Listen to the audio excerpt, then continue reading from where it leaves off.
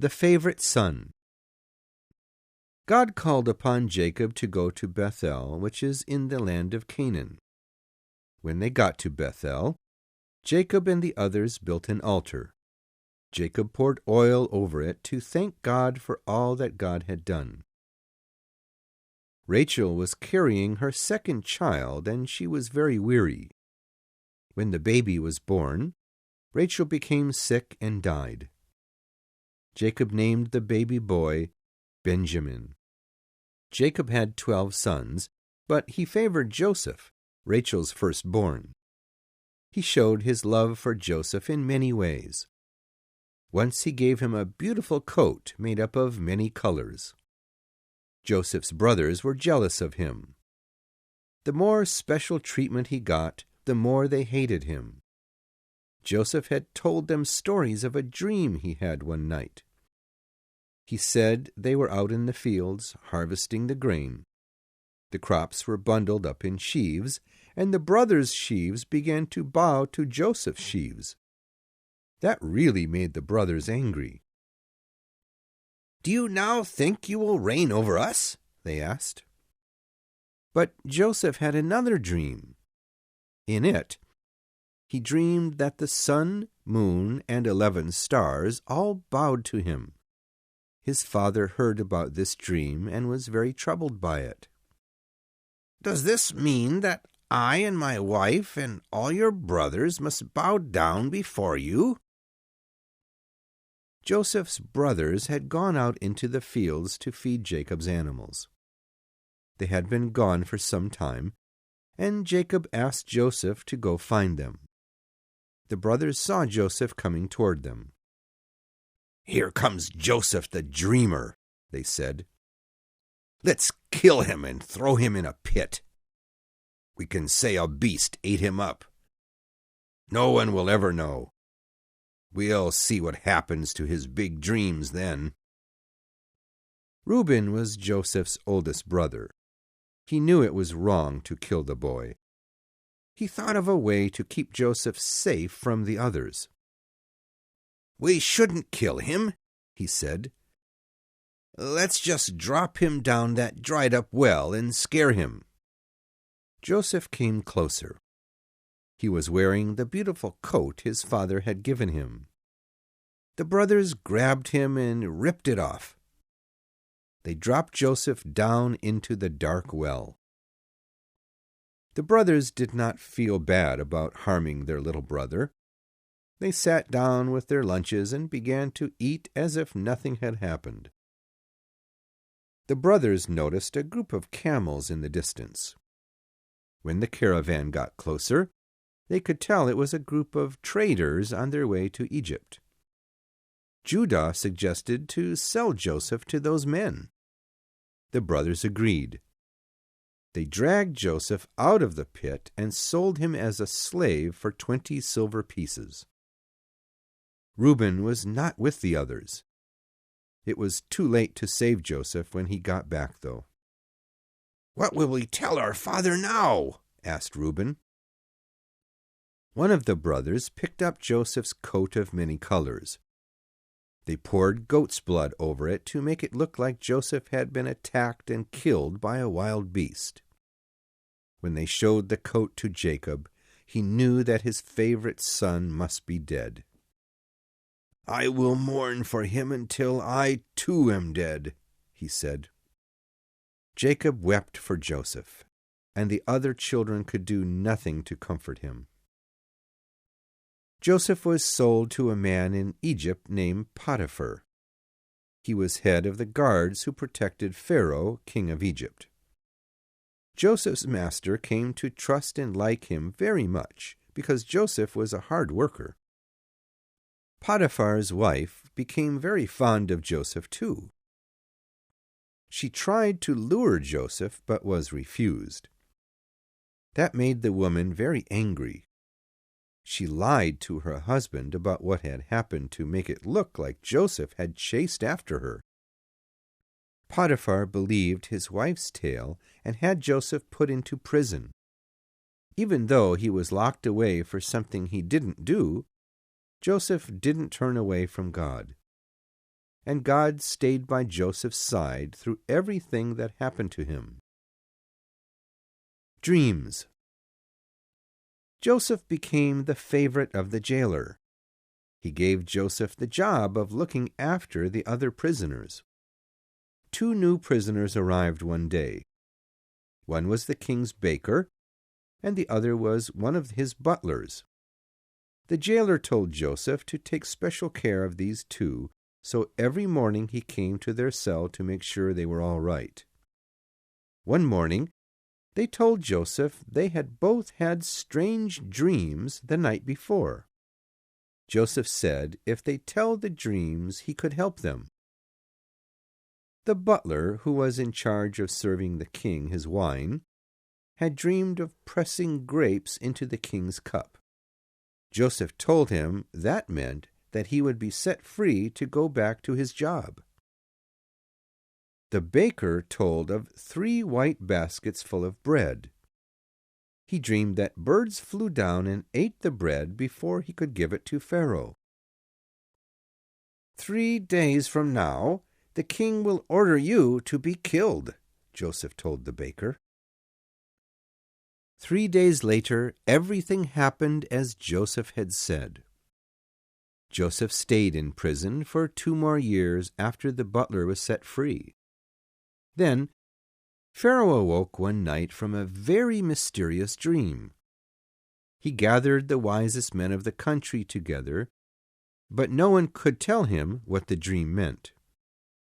When the butler heard of the king's problem, he remembered the dream he had had in prison. "Sir, I knew a man in prison who told me what my dreams meant," said the butler. "Everything he told me came true."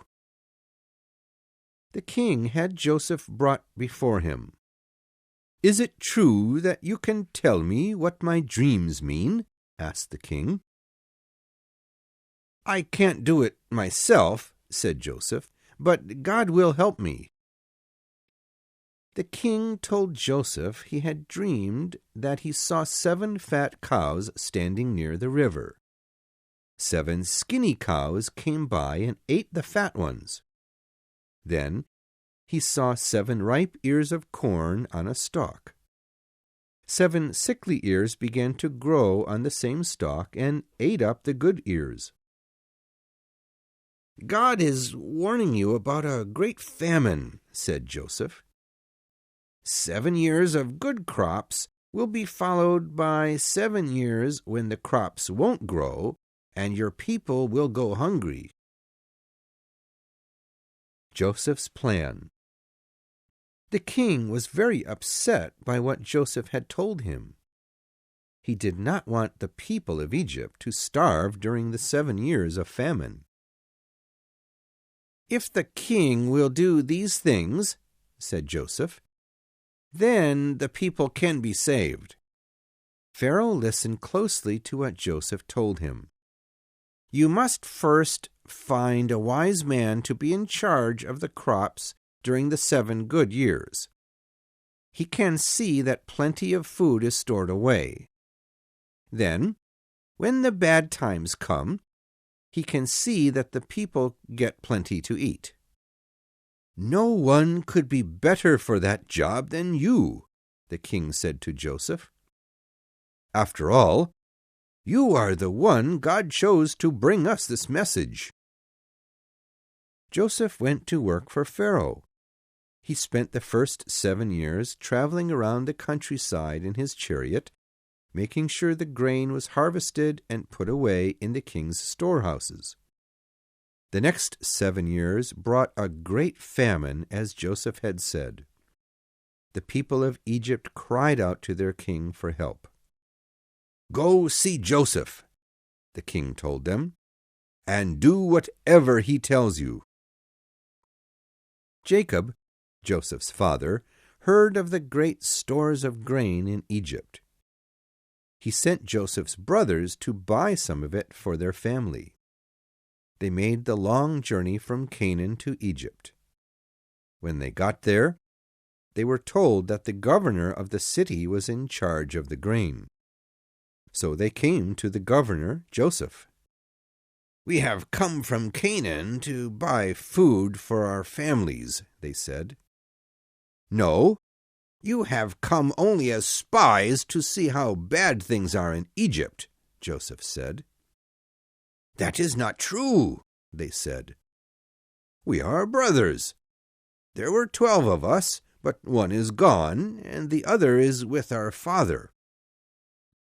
Benjamin was not with the brothers, so Joseph knew he was the one left behind. He told the others he would keep them prisoners and send one of them back to fetch the youngest brother. "That will prove to me that you aren't spies," he said.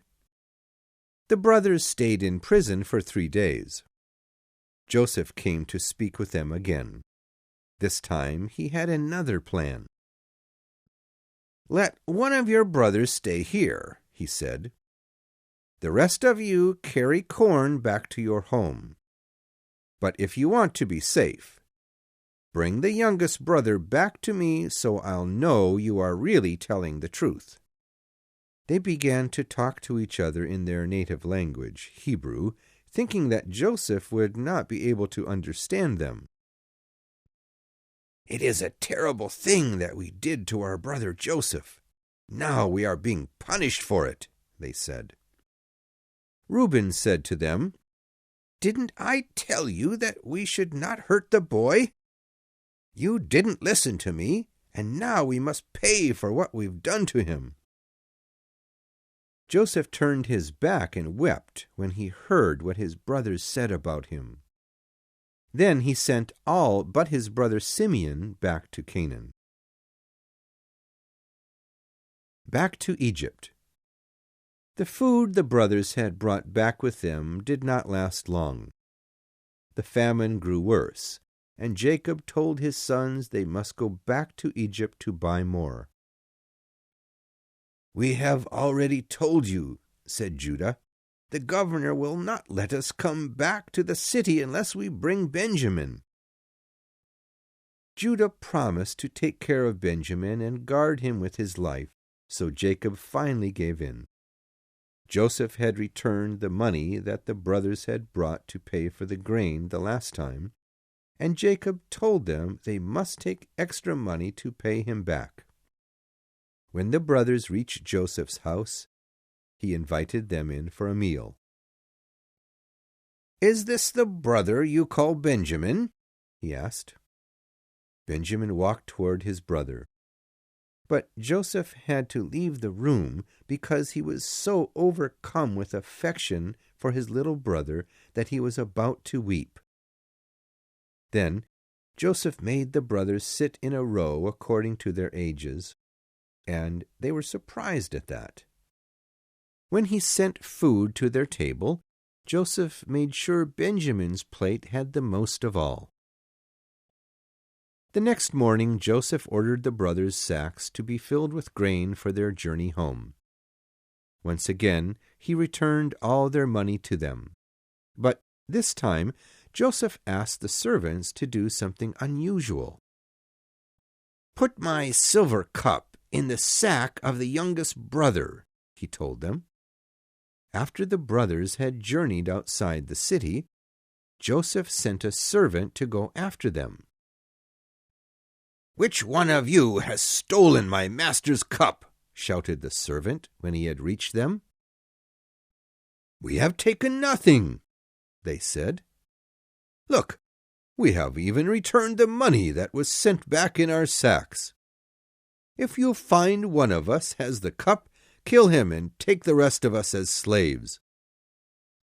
"I will take the guilty one with me," said the servant. "The rest will go free." The servant searched all the sacks. He saved Benjamin's for last because he was the youngest. He reached deep into the sack, and there was the silver cup. Benjamin's brothers returned to the city with him.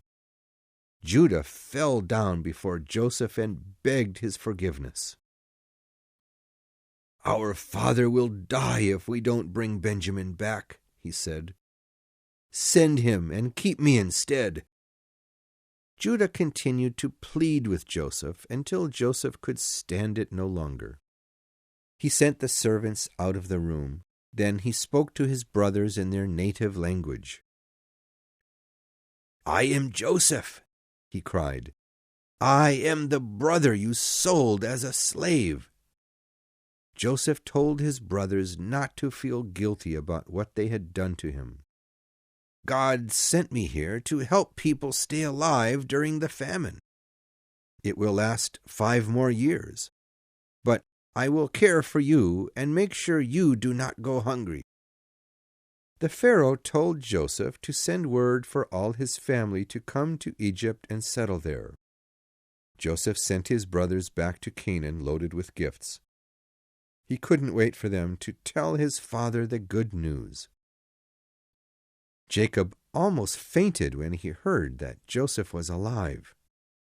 He wanted to see his son again very much, but he wasn't sure he should leave his homeland and move to Egypt. God told Jacob that he would be with him in Egypt and bring him back to Canaan when he died. So the family packed up and went on their way. Jacob and Joseph met in a place called Goshen. The reunion was a very moving one. Jacob said to his son, "I can die a happy man now, because I have seen my son again." Jacob lived to be nearly 150 years old. Before he died, he called all of Joseph's children to his side and blessed them. Then the brothers took him back to Canaan to be buried. The Israelites become slaves. Joseph died many years after his father, and his children had many children. The Egyptians began to be afraid because there were so many of Jacob's descendants, or Israelites, as they were called. A new Pharaoh came into power. He didn't know what Joseph had done to save the Egyptian people in the great famine. He didn't like the Israelites because they were foreigners, and he feared they would gain too much power.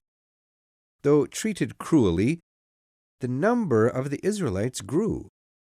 Something more must be done to stop the Israelites, the king thought.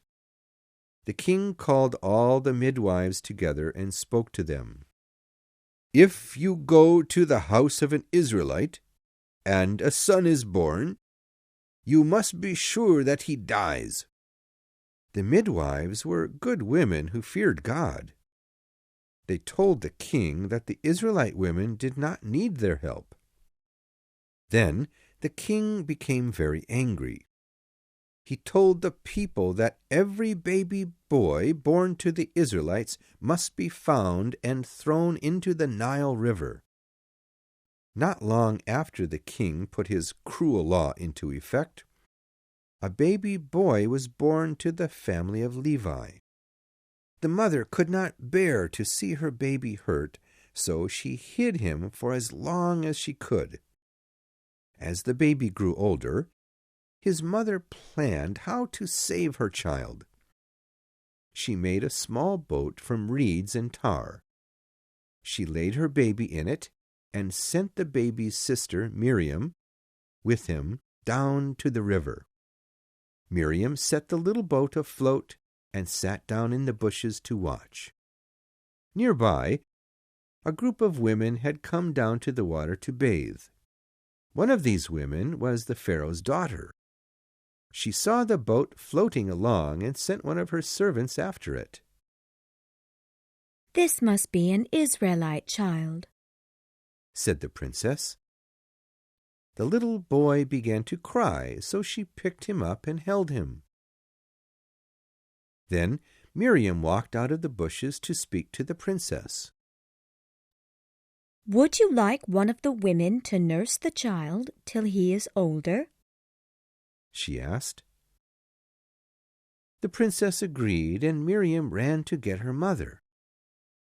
"Take this baby home and nurse him until he is older," the princess said to the baby's mother. Then I will take him to live with me. The princess decided to call the baby Moses because he came from out of the water.